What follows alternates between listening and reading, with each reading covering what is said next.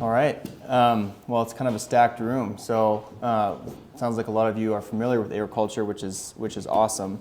I'm going to start with just a quick introduction on kind of my background in this space, and then kind of set the context with historically agriculture in the United States and why regenerative agriculture is important right now, and then some of just the issues with that we're having with the buzzword, basically, is what it's coming down to. So I grew up on a farm in Saskatchewan, Canada. My dad, or my great-grandfather homesteaded in Calgary, Alberta, and that's where the family farm was. And my dad moved us out to Saskatchewan when I was quite young.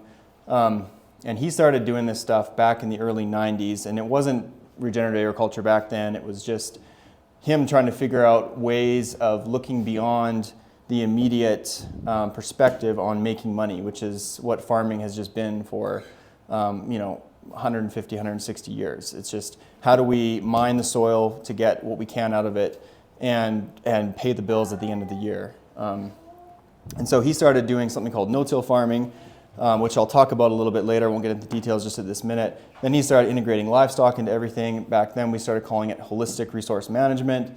That was a term Alan Savory coined from South Africa, and he started introducing people to this concept of rotational grazing and mimicking natural patterns of buffalo and elk that were on the plains 300 years ago before Europeans came to America. And so he was just started basically looking at nature and trying to mimic those same patterns. And then guys like Joe Salatin started talking about it, and that's when kind of the homestead movement kind of came into this whole idea of regenerative agriculture, and became more than just big farms trying to rejuvenate the soil. And it's just a lot of now, cottage farms, homestead farms, people that just want to raise their own food. A lot of you kind of mentioned that. These kinds of ideas, and okay, how do we mimic what's happening in nature to build these systems so that we're not reliant on outside input? So that's kind of the context here. Basically, for 160 years in America, we've been farming based on the principles of the Industrial Revolution. It's basically just whoever can be the most efficient, what can we get the most from with the least input. Okay, and it's not really it's not all the Industrial Revolution's fault. I think it's more of a monetary policy issue with the way that we have set up money in this country to basically continually inflate. We have such a short-term perspective on everything, and so that's obviously seeped into agriculture, which is one area that you really can't have a short-term perspective. You can't just look to the fall, look to the harvest, look to this next crop year, because it's just that component of who we are as human beings, that we need the land to last for generations, and we need productivity to last. And so when these ideas were introduced into America, we really, really took off on this trajectory, which we're still on, which is just farms getting bigger and bigger, moving away from family-oriented work on the farms, and the idea that we just have to keep reducing costs and improving productivity on the farm. And that's been policy issues. That's been everything from land grant universities, federal programs, subsidy programs, all pushing this. Okay, produce more, produce more. Because America has to feed the world is kind of the idea that farming has been in America. So this farming in this style has wreaked havoc on American agriculture in two big ways. One is environmental, and the other is economic. And I'm going to go through kind of the environmental piece, kind of a brief overview because we don't have all night. And then I'm going to show how regenerative agriculture kind of fixes those problems. And then we'll talk about the economic issues that this farming this way has caused. So the first and foundational component that industrial farming has broken is the soil. And this is a picture down on the Palouse. If you drive toward Moscow or this area, you'll see these big rolling hills, and it's just very productive farmland. And this is a picture of erosion. You see all these waterways that are coming down off the hills. And the reason this is like this is because everything in our modern context for farming has to be kind of mono and the same, right? A typical farm these days, or typical annual production farm these days, is like 10,000 acres.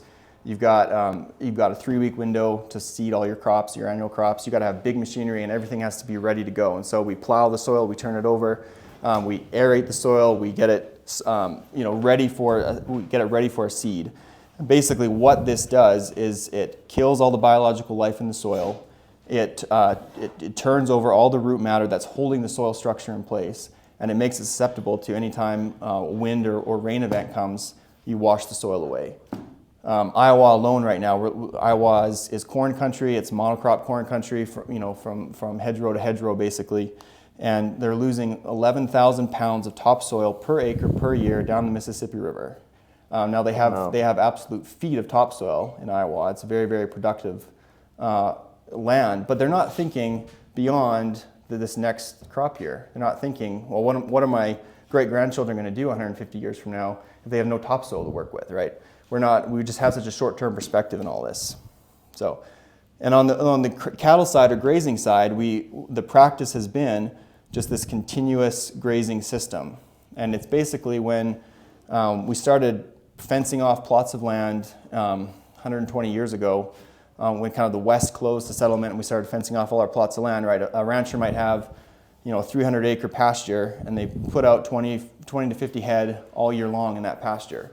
And that's called continuous grazing. What the animal can do is just go through and keep biting those plants just as the new green regrowth comes. That's the prime, that's what the animals want to eat, just that new regrowth. And a blade of grass is basically a solar panel. And so it's taking in sun and it's feeding the biological life in the soil. So every time you snip at that green leaf coming up, you kill it off and you have nothing for the biological life in the soil to feed on. And so the whole system kind of falls in on itself, where you get this, where we call this desertification, where plants leave, they can no longer be supported in this kind of system. So these are just random pictures to kind of show this idea of this is, if you drive anywhere, if you drive into Montana and get into eastern Montana, that's the country I grew up in, just broad open land, and you look out the window, this is mostly what you're going to see, these kinds of just chewed to right to the bare ground pastures, and there's nothing left there to feed the biological life in the soil. We basically for 160 years, part of it was ignorance, not knowing that the soil is alive, treating the soil as if it's just basically rock material that's pounded up and there's just a work surface on which we can just produce anything like in a factory, which is just not the case, right? The soil is a web of life with all of these interactions happening between the biology and the plants, between the microbial life and the fungi, all interacting. The biological life bringing the plants minerals that are bioavailable to them, the plants exchanging those minerals for carbon and nitrogen that the plants are fixing out of the atmosphere. All of these interactions that we had no idea, even 100 years ago that this was happening. All of these things are happening in the soil. And so when we come at the soil like it's a workbench upon which we can just produce anything we want, we destroy it. We destroy all this life when we turn the soil over and expose that life to, like we expose anaerobic life. We kill the anaerobic life by burying it, and we expose the anaerobic life to oxygen and kill it as well. So it's just everything that we've done in farming has been is this artificial environment that we've tried to create when we've just ignored what's actually going on under the soil, okay? And when we ignore all of that, we get what we've just talked about, the erosion, the soil washing away down our rivers. We've tried to combat this with chemical and synthetic inputs, right? So we don't need the plants to fix nitrogen out of the atmosphere and put it in the soil, because we can just put nitrogen on, right? We can just get a urea, which is a byproduct of natural gas production. We can create nitrogen out of it, and we can put that in the soil. What's happening more and more is the cost of that is ever increasing, because we need more and more nitrogen to do what nitrogen used to do. And the other problem with that is it's not bioavailable to the biological life in the soil, and so much of it leaches out. And where does that go with the soil? It goes down our watersheds. There's a dead zone in the Gulf of Mexico. All these things that you kind of these things you hear about in the news and all this. It's a lot of that is obviously hyped up, and there's agendas behind all of this stuff. But the stark reality is that we have not managed for longevity in our farming systems. And that's basically what we're trying to do with regenerative agriculture. The big solution that regenerative agriculture can offer is just rethinking these systems, going away from the idea that everything needs an immediate ROI, right? We have to make money this next quarter. We have to make money at the end of the year. It's trying to look at the system as a whole and see everything, all the components that have to work in place for it to both, first of all, be sustainable, but then actually improve the soil so that your kids can have more productivity on the land than you have. Their grandkids can have even more than that. That's kind of the exciting component of this, is it's not just this idea of static sustainability. It's actually that regenerative agriculture done right can actually continually improve the soil and get it better and better and better, so that where once deserts were, there's green pastures, right? These kinds of things where people often wonder or ask, like, well, how do you expect to feed the world on you going to these kind of systems? And it's like, well, you actually can if you think long term enough on it and you build it right and correctly, right? This can just continue to evolve and iterate, and the land becomes more and more productive over time. Your carrying capacity increases, right? Where once you could used to have 10 head per acre, now you can probably have 12, and then 5 years from now you can have 15, and it just kind of increases like that the better your management system gets. So basically, at its root, regenerative agriculture restores ecosystem function by managing the soil to reestablish biological life and balance the water cycle, carbon cycle, and the mineral cycle. So there's a lot in there, but what it comes down to at the foundation is you're managing the soil rather than trying to manage for output. So you're managing the biological life in the soil rather than looking to see, okay, how many bushels per acre can we get, or how many tons per acre on hay can we get, these kinds of things, or how many pounds of beef per acre can we get. You're looking at the underlying system and managing those things. Okay, so how does this happen? So I'm just going to lay out three kind of principles that are foundational to it. There's a lot that could be unpacked with all of these, but again, there's a short night. It's a short night. So the first foundational piece that any regenerative agriculture system has to have is zero to minimal soil disturbance. Okay, so I talked about earlier the plow. The plow has been just one of the biggest factors in destroying our soil. Basically what it does is it comes through, you can see on the right side, yes, right side of the screen is what we call stubble from last year's annual crop. What we're doing, this plow is coming through and it's turning that soil over. So it's ripping out all the roots, it's bearing the aerobic life and pulling up all the anaerobic life in the soil. It's loosening it all, which it stays loose for a small amount of time, and then as soon as the rain comes, it's going to get compacted because we've killed all of the biological life that produces something called soil aggregate, which is basically glue that absorbs water and holds the soil together. So if that life is dead, the soil is basically dead and it starts to fall apart and crumble and wash away. So on an annual cropping system, the way that you manage for zero to minimal soil disturbance is with what's called a disc drill when you seed. So this is a seeder or a planter. It's going in and it's planting within the stubble of last year, okay? In this picture, what you come is you seed on the left into the raw dirt. Here you go right into the stubble. So that's providing protection from wind and water erosion.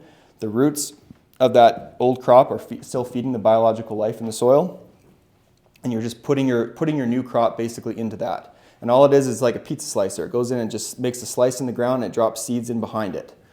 That's a no-till drill, or it's a no-till cropping system.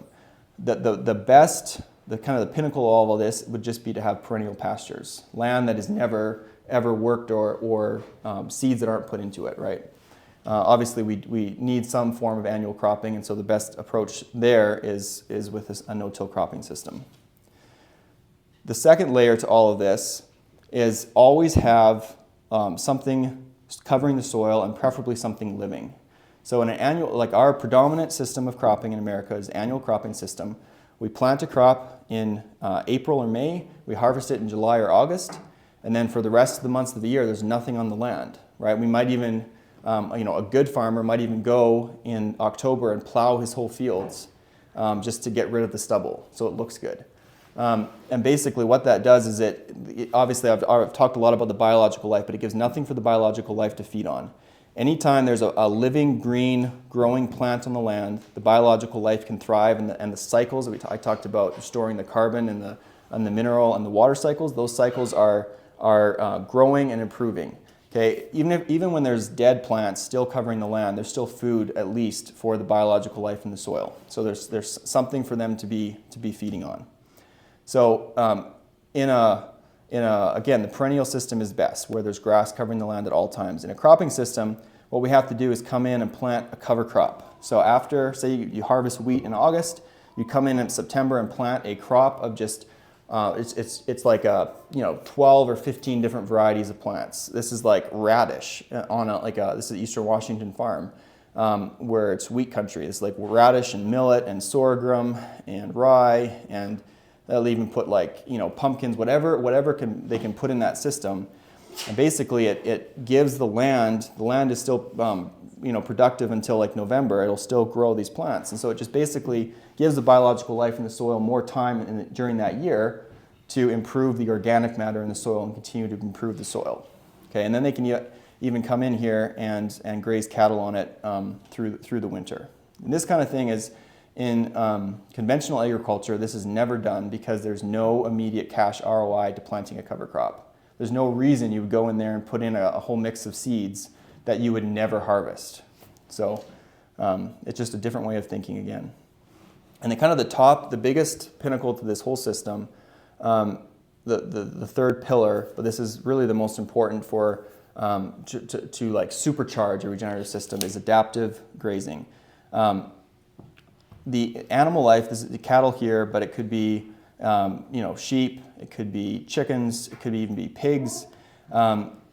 This integrating animals into the system mimics what it looked like 300 years ago in America, and the reason that it works so effectively is because especially ruminants, their gut is created to transform roughage into something useful, right? We get the highest quality food, in my opinion, highest quality food from ruminant animals, and plus they're absolute nitrogen spreaders as they go about it. And so what the idea behind adaptive grazing is, I think I've got a specific slide on it, where you'd have conventional there on the left is just a big open area in which they can just kind of cruise around and they can keep biting the new growth.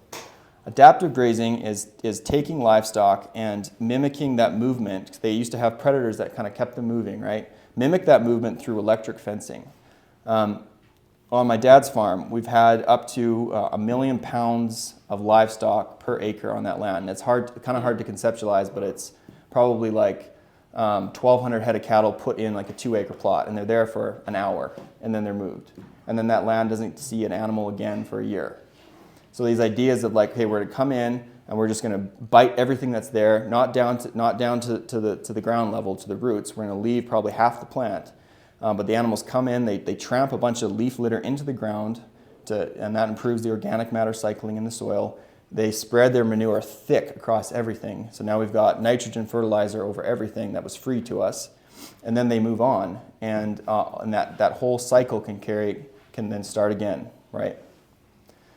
So this is again a picture of, you see electric fence kind of running down the middle. So this land over on the right-hand side of the screen, it's probably taken down to about half the plant, and that's kind of ideal in this system because there's still plenty of leaf litter left to be that solar panel to draw in carbon again to feed the biological life in the soil so that the whole exchange process can happen. So when we get this system right and we start doing these things, the soil begins to change.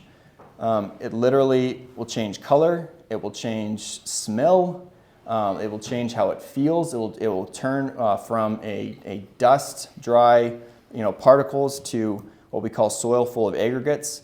It will be not hard to break apart, but it'll be like pulling apart glue a little bit. That biological life in the soil, once it really gets going, like this dark soil is just packed full of carbon. It's packed full of these little aggregates, which are areas where the bacteria can live, and then they've got all this glue that holds all these structures together.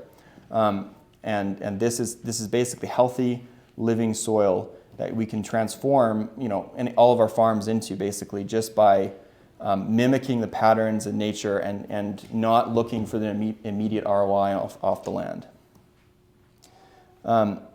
So I'll move to some of the economic concerns. The way that our current system is going, or the way that we farm in America,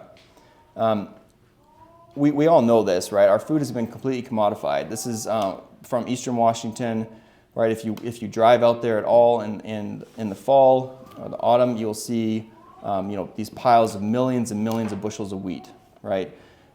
This is soft wheat country. Most all of this gets put on a barge and sent to the Pacific Rim countries. No one in America sees this wheat as a finished product. Farmer has no connection to the end consumer. There's probably 5-10 layers of businesses or corporations between the farmer and the end consumer. We have just completely divorced our food production from our consumption, and it's also the same way in beef, right, or all meat, right? We have 4 corporations in America who basically have a chokehold on all production or all processing. Some of that is regulatory issues with what requirements the USDA has for processing facilities. These are all choke points that both make our food systems less secure and just put all these unnecessary layers between the producer and the consumer. Okay.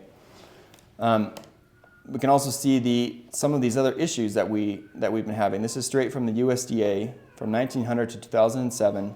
The number of farms has absolutely diminished, and the size of the farms has continued to increase. So what we're seeing, I grew up on a family farm. My parents and my family are still out there, but what we've seen around us is investment firms just come in and buy up the land, and they rent it out to farmers. And that's pretty much the worst case scenario in a system, because they have to see a return on their investment on the land. And so their rents have to keep pushing the farmer to produce more and more off that land. The farmer cares little about the soil because he's just renting it. It's not a family heritage in the case that land often is. And so as these farm size increase, the care of the land continues to diminish, right? More people on the land means more opportunity to manage the land, while less people on the land is frankly the opposite. So that's a big problem that is happening. The prices that farmers receive has continued to decline over the last 100 years. Farmers are price getters or price takers. Say a farmer takes his wheat into this facility and he says, okay, it cost me $1,000 an acre to grow this crop, and I got 100 bushels I got 100 bushels from that acre. I need at least $1,000 to cover my costs. And he would just be laughed out the door, right? If the commodity market just states, okay, whatever you're going to get, you're going to get. And this again goes back to our policy issues, where we need, the U.S. government needed wheat as a diplomatic tool for all of our allies around the world after World War II. We started giving wheat everywhere to make friends, and we needed cheap food for Americans, right? Without the subsidy programs that are in place for things like corn, soybeans, and wheat, we wouldn't have the production of these crops that we do currently have. And the thing that all of these have in common is that they're very susceptible to a monoculture agriculture annual cropping system, in which you need high inputs. Like corn, for example, needs a ton of nitrogen. So we bring all of that, import all of that in from Russia typically. And soybeans they're a legume, so they fix nitrogen. But wheat is also a fairly high nitrogen consuming product or consuming food plant. So these are the kinds of crops that kind of perpetuate a reliance upon outside inputs, where what we really need to get away from is that reliance and get more toward these cycles being able to perpetuate themselves because of good management. The consequence of all that is that we see, the idyllic family farms either being made more and more cute and unproductive, and they're just a place where grandpa lives, or a place where we go because it's nice to go to the farm, but all the land is either rented out or it's just being sold off because someone needs their retirement, and the value of the land has gotten so out of hand that it's completely divorced from the productive capacity of the land, so you sell it for development or whatever. So that's a big problem, because our systems, our food systems are getting more and more fragile, right? We talked a little bit about the food processing at the beginning of the COVID years, when they were cutting down shifts in those processing facilities. There was huge fears around meat shortages. There was meat shortages in places. All of these things are like bottlenecks to people and communities prospering, basically, because it all has to go through these central points, right? So how does regenerative ag fix this? A couple of ways. One, it moves consumption to match regional production. And so there are less and less people between the farmer and the person buying that product. And it's not just a factor of regenerative agriculture, but people who are interested in regenerative agriculture often want to know how their food is produced. They want to go ask the questions, right? And so it brings that consumption more local because they want to go out and talk to a farmer and buy half a beef or something like that. So it pulls pulls our supply chains down and shrinks them down to much more manageable regional areas.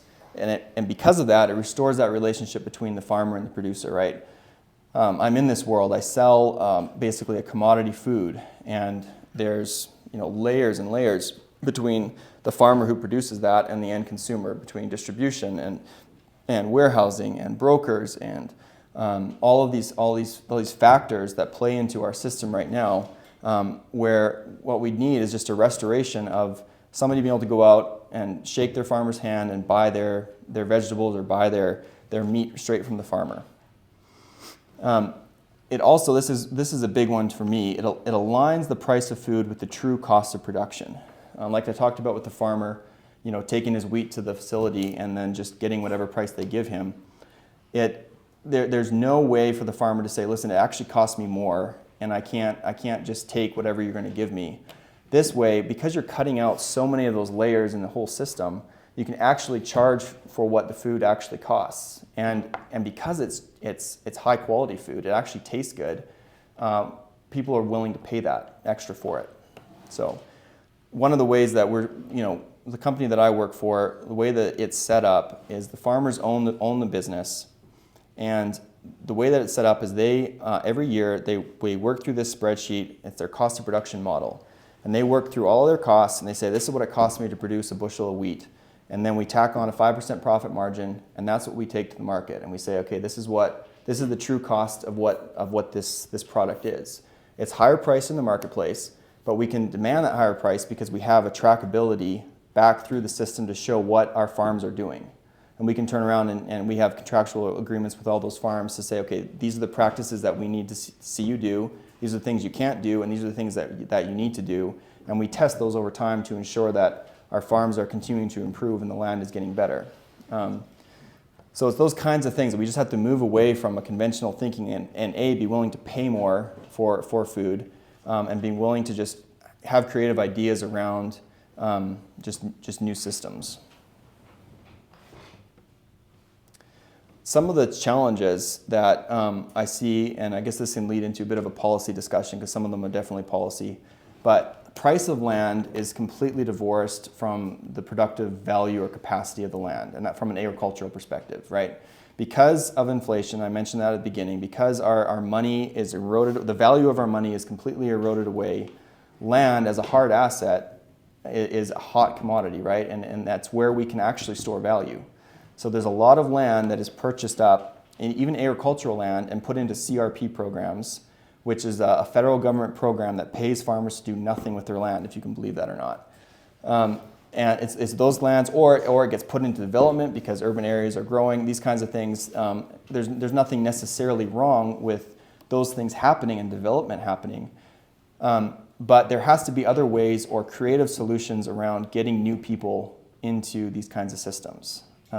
Getting people excited about wanting to go and manage a 40 or 50 acre parcel of land and leave it for their kids, 50 years later with it producing 3x what it produced when they got on the land. Food safety and processing regulations, this is a big one that continues to be a challenge. Say if you grow a beef today and you want to gather a group of friends and butcher that beef and then sell retail cuts, it is illegal for you to do that, even if you all agree that you're willing to participate in that. Okay, you have to take it has to be federally inspected for the food safety program. Ironically, the Food Safety Act in the early 1900s was a safeguard against corporations who had no reputation, no local reputation, right? Any local butcher knows that they can't get away with shoddy work because they're going to be out of business if someone gets sick. It's like it was the packing houses in Chicago who were packing beef in cans that were doing shoddy work, and that's where the Meat Inspection Act came in. And now it is a barrier to entry because you have to have a USDA inspector on site if you're going to have a processing facility. You have to pay them full wages. You have to do crazy things like have a separate bathroom for them. Like all of these kind of over-the-top regulations that prevent a diversified and basically a safe food system that's decentralized. So that's a big one. On a policy note on that, this is in the federal government right now, and I don't think it'll go anywhere, but the PRIME Act, Congressman Massey from Kentucky has got that. It was almost put into the Farm Bill this year, but didn't make the cut. And basically that is pulling away, putting regulation back in the hands of the state out of the USDA. The federal government does not want to give that up, but if it's in the hands of the state, that would lower the barrier of entry quite a bit, because you could have regional inspectors. Even if you still needed an inspection system, you could have regional inspectors that wouldn't have to be dedicated to one facility. There could be a Kootenai County or even a North Idaho inspector, and once a week he goes to every slaughter facility in the area, or something like that. And the biggest one that we're seeing is greenwashing from corporations. And regenerative agriculture is a massive buzzword right now, right? We're all in the room because we have some kind of interest in this because we've heard it somewhere. Well, marketing departments at every corporation in America is trying to double down on how can we make some money off of this buzzword. Where we're seeing it play out is they want farmers they'll send out a survey and they'll want a farmer to check a box. Say like I'm in the flour world or the wheat world, and so this is kind of what I know. If that wheat farmer can claim regenerative, then that corporation will take that form and just say that they're selling a regenerative product. There's no verification around that. That wheat farmer could be doing completely 100% conventional practices, but as long as he checked the box, it's this kind of greenwashing where there's no, I would prefer government regulation to stay out of it, but there's no system to stop kind of this greenwashing from happening. So that's a big challenge. At the end of the day, kind of what this comes down to for me is regenerative agriculture is a return, or the closest return that we can get to an agrarian ideal, and not just like everyone on their own little farm and some happy idyllic system. But what I mean by that is just a much more decentralized system where people are actually independent. Because what they can do is they have self-sufficiency on their land because their land is getting better year over year. They can actually raise a family on their land, and they can feasibly feed their local community with what they're producing, right? And that to me would be the ideal end of regenerative agriculture, is much more small farms doing this. One of the things that, regenerative agriculture is very hard to scale. That's one good thing about it, because it's really hard for corporations to latch on and just do it. It's really hard to scale, but it can be replicated very easily. So I can do it on 50 acres, you can do it on 50 acres, but you and I would have trouble doing it on 10,000 acres apiece, right? So the idea is wonderful for a decentralized economy and decentralization in general. That's where I think that the movement needs to go, or policy directions could help push it in that way. At local county levels, perhaps more opportunities for tax breaks for people who keep land agriculturally exempt.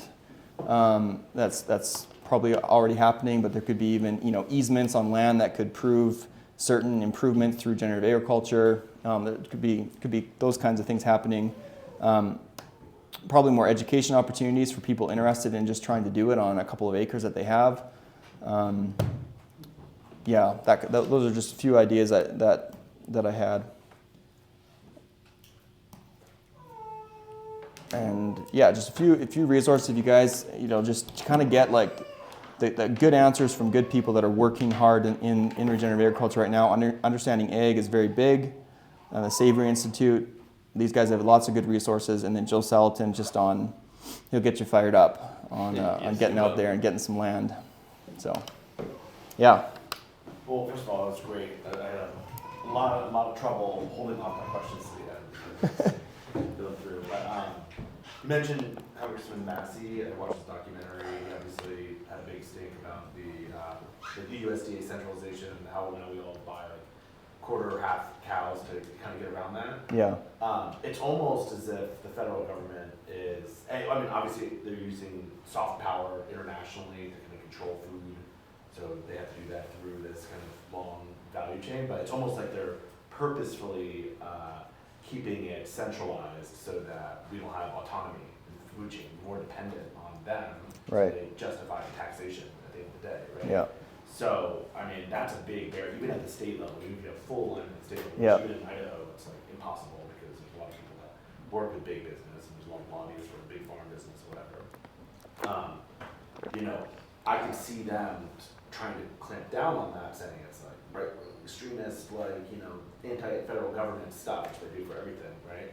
So it is a big barrier, and obviously you can start little and do it yourself, but I mean, have you kind of run into people that are trying to push this and then hit a wall with any kind of federal or state or federal support in kind of promoting this type of activity because of the loss of control that they'll have? Yeah.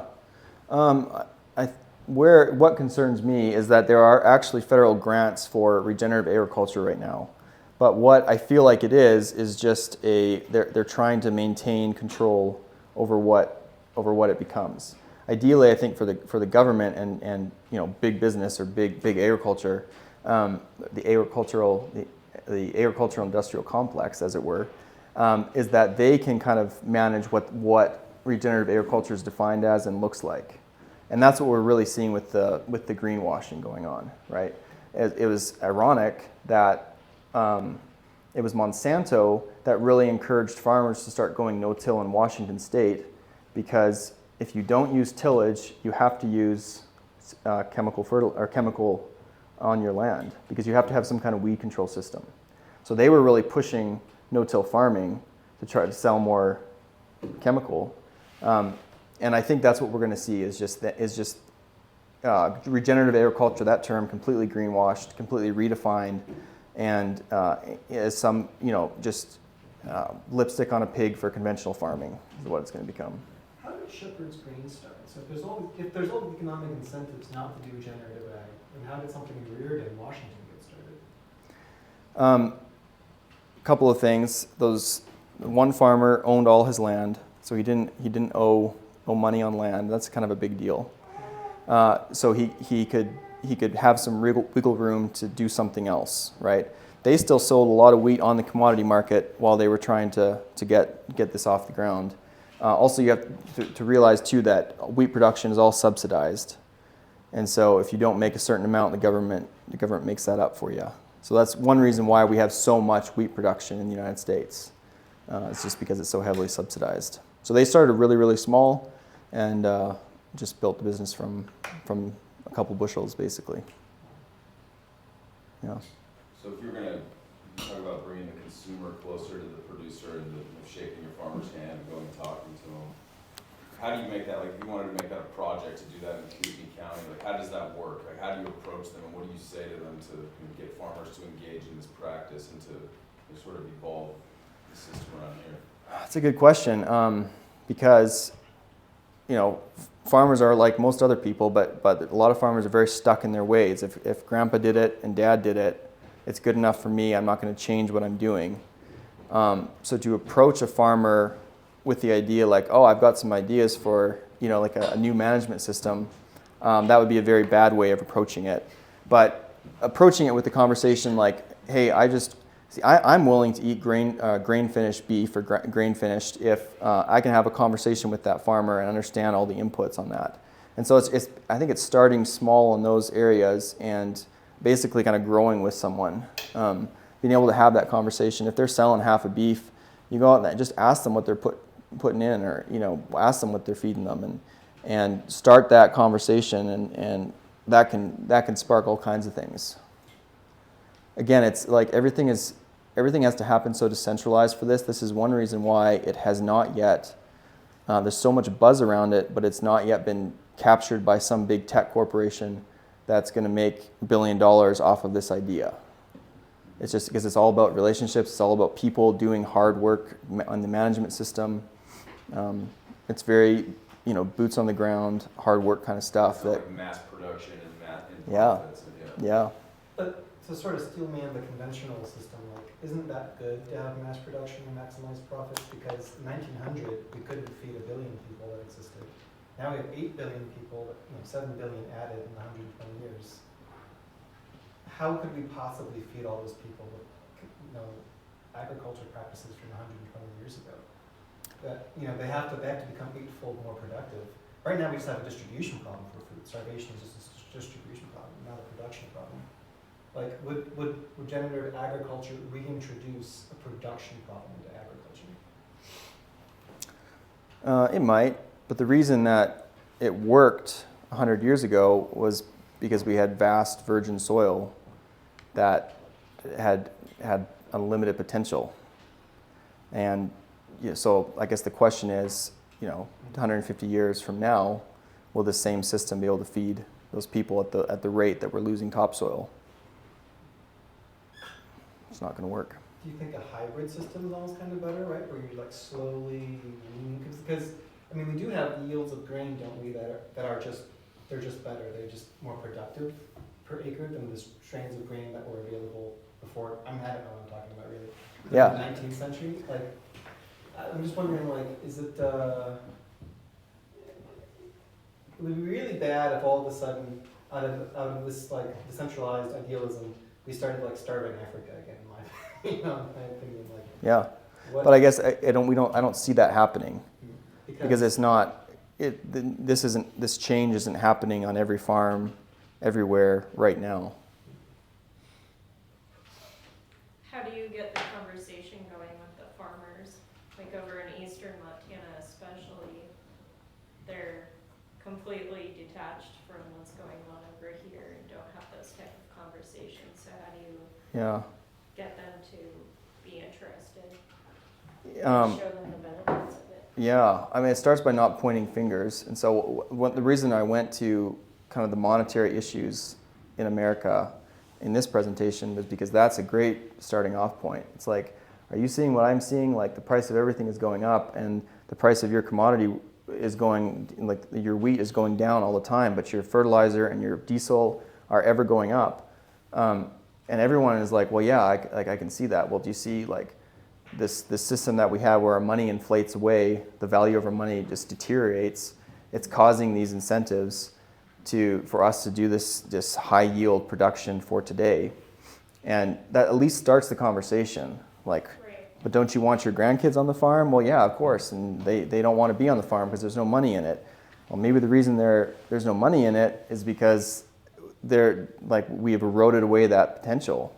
So let's get back to something different. And you're only making enough to pay the combine every year. Exactly. Yeah, it's pretty bad. Yeah. Well, to that point, I've done some research into this just because of my own health issues. I'm with you. I'd rather pay more for a better product that's healthier for you rather than something that looks nice but's got no nutritional value. While I was doing that research, I read that apparently farmers, correct me if I'm wrong, have like the highest rate of suicide per profession because they're all just so economically strapped and the boot of the market is just against their necks. Like the entire system is rigged against them is what I'm getting out of this on top of everything else that I've read. And part of that is like, how if they're renting out, and I was unaware of this, but if they're renting out these big plots of land from these big companies, how is that any different than a serf?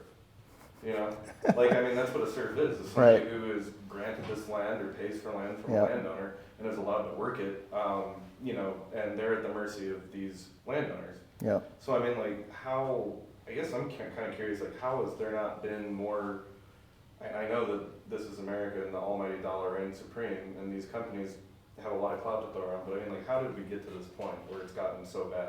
How is there not pushback before this is what I'm curious. Yeah, there's been pushback movement all for the last 150 years on all of this. People trying to get back to the land, neo-agrarianism, all these kinds of things that have popped up. But it's all again the decentralized and small scale. I just feel like since the Civil War, basically, everything in America has tailored to the big corporation, and more power is centered there. And so you think of the big corporations that are involved in chemical production, seed production, fertilizer production.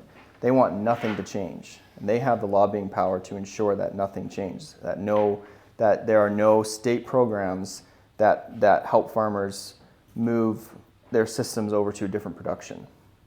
There's just I guess it just, I think it just comes back to just the perverse incentives in the whole system that we have based on our ability just to print money. And these corporations are the ones who get the money first. And so the value of the dollar hasn't dropped until it gets into the farmers' pockets. At that point, their purchasing power has been cut in half. So that leads to another question, which is, I mean, I see what you're saying, I completely agree, and that makes a lot of sense. But do you think that there would be any kind of, because I went to a Texas Tech out in Lubbock, Texas, which had a huge agricultural program, and I was not involved with that in any way, and I didn't really associate with people who were, because we just didn't, our spheres never mingled. But so I'm kind of curious is if this is being taught in any of these ag programs in these schools that are training the next generation of farmers, B, if they're being trained and this is like being introduced to them, or is it just kind of like presented as an alternative where it's like, well, you could do this, but you really want to go off that way? Or are they just kind of being like ramrodded right through to production farming, like what you were talking about? Yeah, I mean, like land grant universities were started by the federal government in the early 20th century to promote new crops and to promote higher yields and to increase production. And so any graduate coming out of those universities, that system is still highly, that's still in place. That's what they're aimed at, is producing, obviously I know wheat more than a lot of things, but our wheat varieties have changed so much in the last 80 years. We used to have wheat that was just a couple feet off the ground and a really short head, and now we have wheat that is like a little bit taller, but the wheat head itself is just massive. And so we've completely changed, there's no genetic modification happening, but it's all breed selection happening in universities that have completely changed the way our bread looks, the way our wheat looks, which hasn't happened in Europe, which is it's a completely different conversation, but where people get into like the gluten issues with American wheat versus European wheat.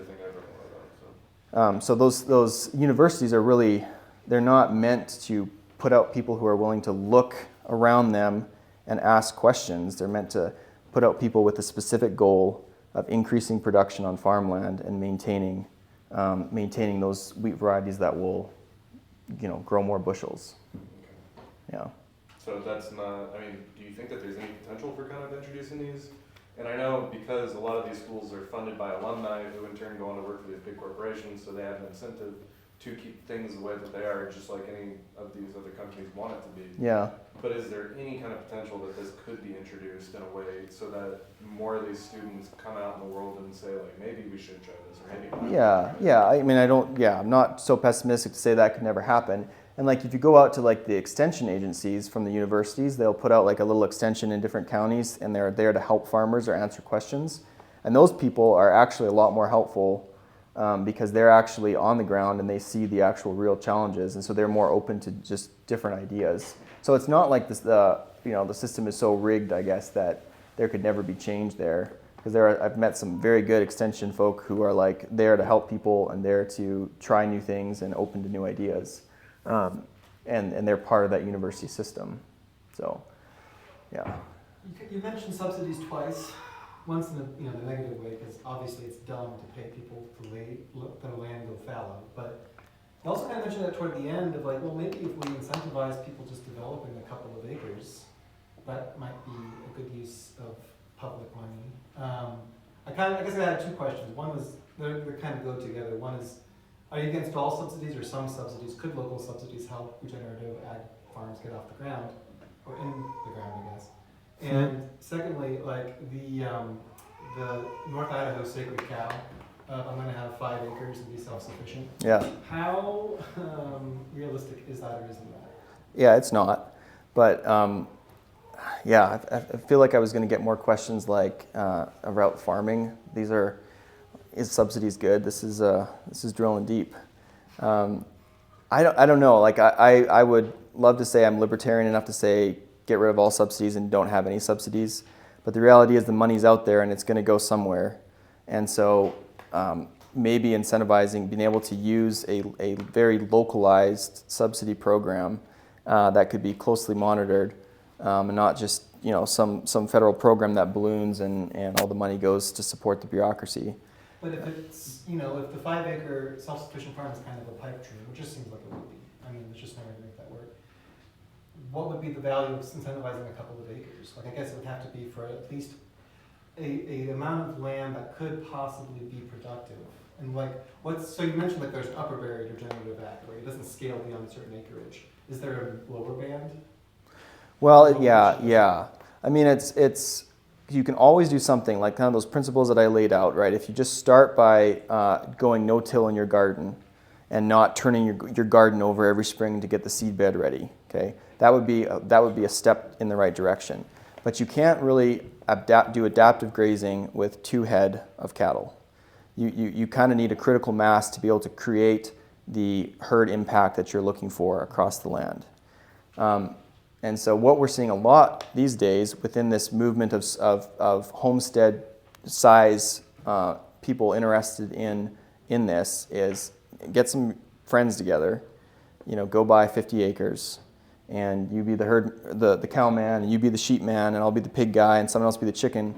And we work this system in some kind of a cooperative way. Yeah, like I don't think it would be some kind of communist commune situation, but the idea of just some kind of cooperative work, because you do need like enough acreage to, like up in North Idaho, if you want 30 head of cattle, you're probably going to need 100 acres. Just the reality.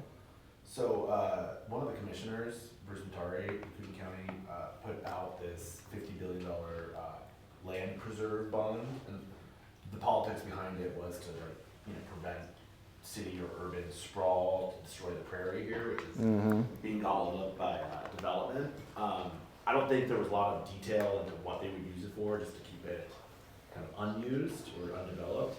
But is there let's run a scenario through where he then repackaged it and pitched it as kind of like a communal farming, like better for local supply chain, better for prairie preservation, where he would actually kind of deploy it and then charge minimal fees for kind of some of the output to people as a way to reinvest into the management of the regenerative farm. Yeah. Is that something that you've ever seen, like where there's actually a local government that actually directly manages something like this? Is it just a risk for a bureaucratic nightmare that every government falls into?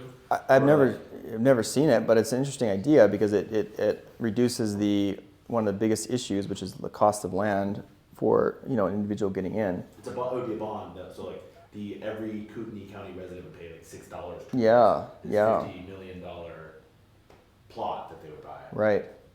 I don't know. I just don't know if there's a pathway there. There could be if they could have some kind of share in there's some kind of co-op program where they get produce at a certain price off the land or meat a certain price off the land.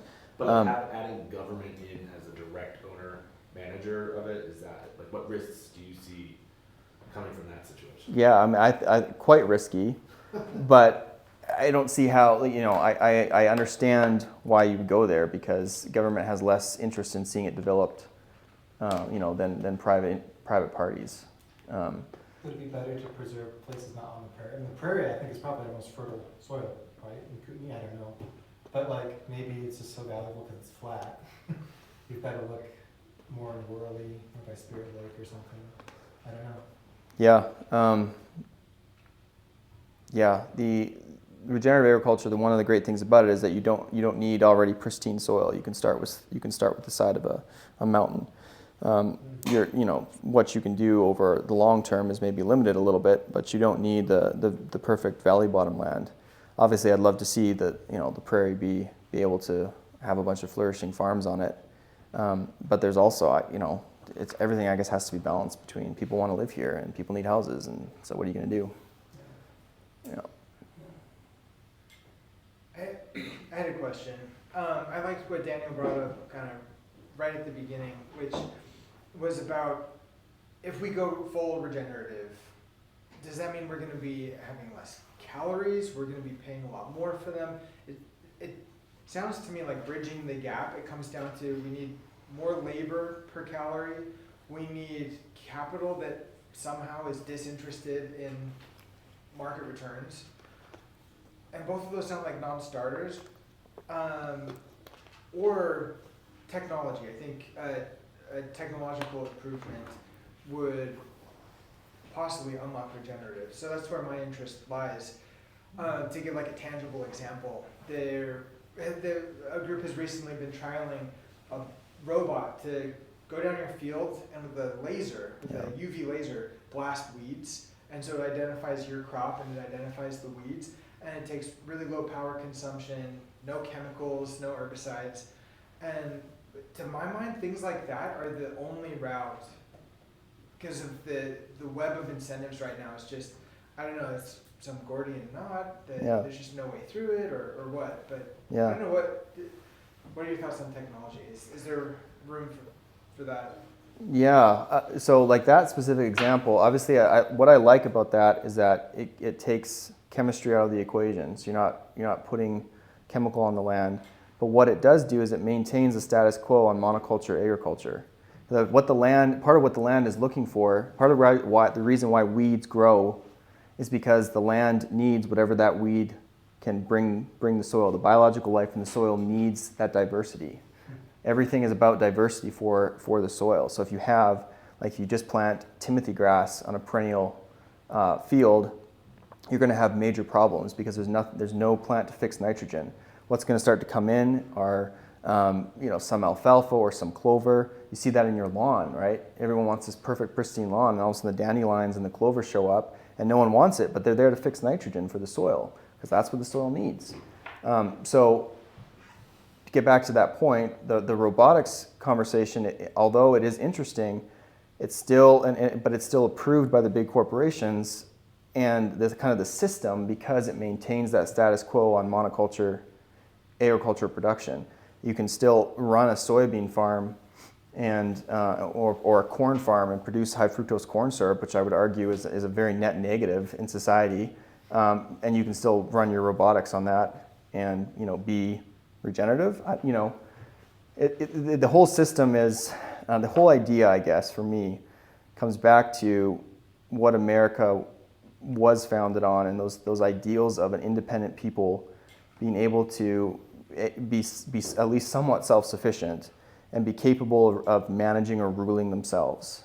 And what we have right now, I think the reason why this is such a thorny topic is because we don't have a population that's capable of that. We're already so reliant on the government for so many things, and we're unwilling to do actual real work to do these. Like if you've ever seen a farm or been on a farm, it's not idyllic. It's hard work, and it's stuff that you don't want to do that you have to do because it's your responsibility to keep your animals alive. And so this is why it is such a hard thing, because you need people willing to do hard work. And I know a half dozen people who would be actually willing to do that. Did you have something? A number comes to mind that for the history of humanity, something like 90+% of the nation's gross domestic product was due to agriculture. And for the United States today, it's less than 1%. Yeah. So there's something to say that there's not as much human labor required to feed everybody. I hear what you're saying, because I have a food forest, and I want to push in that direction. I just think the incentives have to be aligned right in order to bridge the gap. I'll bet plenty of people, for instance, would love to put in a hard day's labor, but it's economically unfeasible. I think the only economically feasible choice for farmers, and correct me if I'm wrong, it's kind of one of two things. It's either the big calorie crops like the wheat and the soy, in which case you have to take out massive loans from big ag to afford renting a combine, renting the field, and then you live on a knife's edge economically your whole life, right? Because sometimes corn is worth a profit per barrel, and sometimes it's a huge rip, and sometimes you lose money in a year, and so you're just always on that knife's edge. But my idyllic future, what if we have robots, robots on our own property that manage a lot of what would have been human labor? And what if we make it more economical to put a $500 robot on an acre versus having these $1 million combines and then shipping it halfway across the country or across the ocean? You can make big ag uneconomical. I don't know. That's kind of a vision I have. Maybe it's unreal. Yeah. But a potential positive future. I mean, I think that the pendulum's centralization, globalization, but centralization at large is coming back towards decentralization. I think people are revisiting nation-state model, the local list model. All That's that what you thing. need tech for. Yeah. Decentralized. But I mean, I think that do you see a future where these big,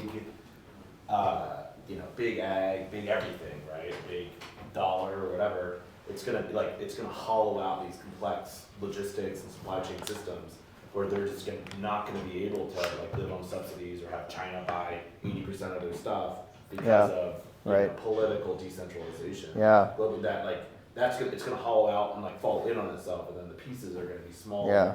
That's gonna result in something like this. What's that Peter Zohan guy, is that his name? The globalization is, the hegemonic power of the United States is dwindling, and so kind of that globalization is going away. So, Yeah. Back to nation state. and it might be that the pendulum swings on that because of economics. Because we can't, all of our wheat in Washington, we not all of it, majority of our soft wheat in Washington we ship to the Pacific Rim. And what if that becomes economically unattainable to do? And all of a sudden, Sell the land to individual 5 acre, 10 acre. yeah, I mean, maybe, yeah. I mean, there's could be lots of opportunities there. But I don't know how feasible or how soon that kind of thing could happen, or whether we'd even want to wish for that. There's a lot of problems with that too. So I think we'll probably wrap it up and take the conversation downstairs.